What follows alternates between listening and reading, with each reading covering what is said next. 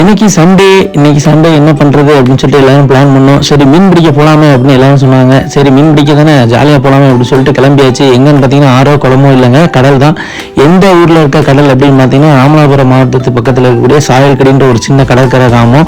அங்கே தான் போனோம். வழியில் பார்த்தீங்க அப்படின்னா கோயில் திருவிழான்னு நினைக்கிறேன். எல்லாருமே கூட்டமாக சாமியை கும்பிட்றதுக்காக போயிட்டு இருந்தாங்க. ஆடு மாடு எல்லாமே ரோட்டில் போயிட்டு இருந்துச்சு. எல்லாத்தையும் தாண்டி வந்து பார்த்தோம் அப்படின்னா நம்ம ஹார்பருக்கு வந்தாச்சு. ஹார்பரில் பார்த்தீங்கன்னா மக்கள் கூட்டமாக நல்லா ஜாலியாக பேசிக்கிட்டு இருந்தாங்க.